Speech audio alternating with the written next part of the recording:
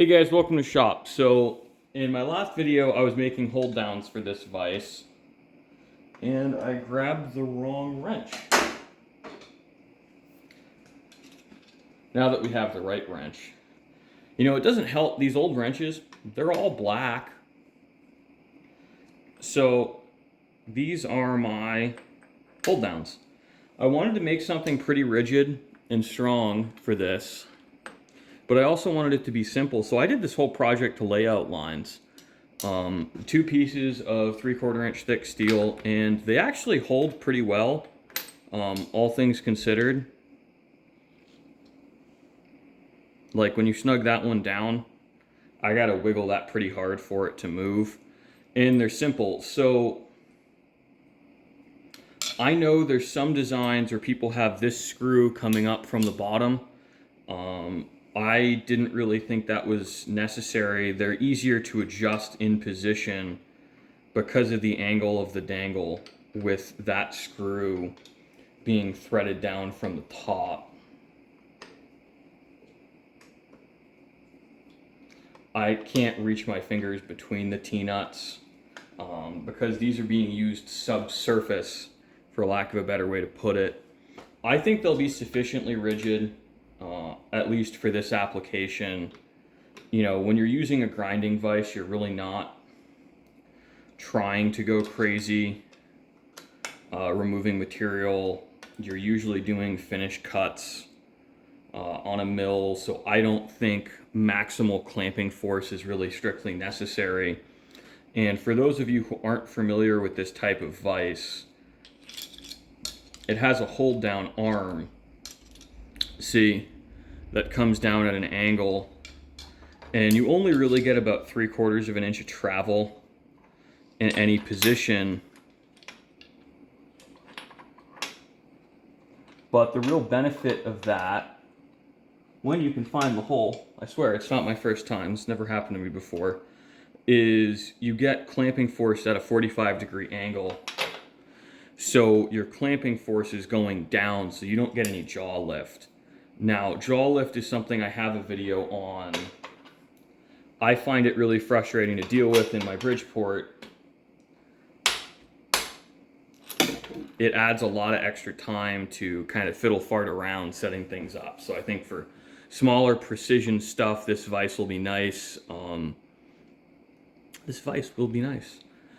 Where the jaws are shorter too, so I don't have to fight with my parallels so much. You know, it does take up a fair bit of real estate because I don't have any good method of clamping. I could potentially hold down here. I could put a hold down here and a hold down here on it, or some combination, but this was easier and faster. Now, again, with this, rigidity is not really a prime concern. So for maximum material removal and rigidity on most vertical mills, this machine included, you want to be cutting in the y-axis. Ideally, you want to be pushing towards your fixed jaw of the vise. Now, the reason for that is because the fixed jaw is fixed. This movable jaw, so I've got end play in the thrust bearing, and that's normal. I mean, if you didn't have any end play, it wouldn't spin. But the fixed jaw doesn't move, so that's a pretty big blocky piece of cast iron.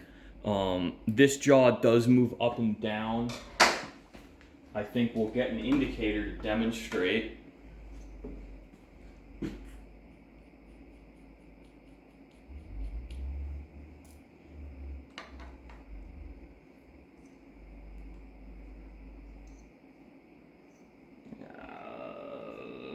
Found it.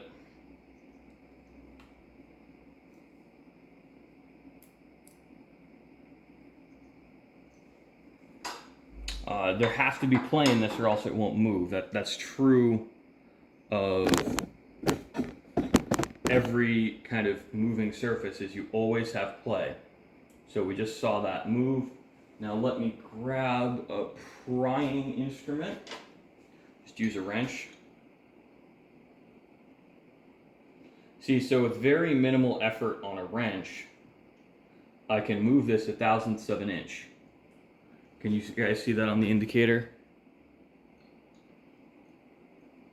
Let's get you closer. Now, depending on where I pry, I can get a different result. So I'm not really moving very hard. And that's just kind of an example. Basically, once you get into working in thousandths of an inch, the whole world is flexible. But you see how even moving back and forth, you know, we're not running true on this surface, so this vise isn't very repeatable. It's just the nature of the beast, where by getting tremendous clamping force and rigidity, I have sacrificed the precision that comes with the Toolmakers vise. So thanks for watching, guys. I hope this gives you some ideas and helps you start your thought process in how you would do work holding on a milling machine, or, you know, suggest to other people in the comments what you think. Thanks for watching, guys.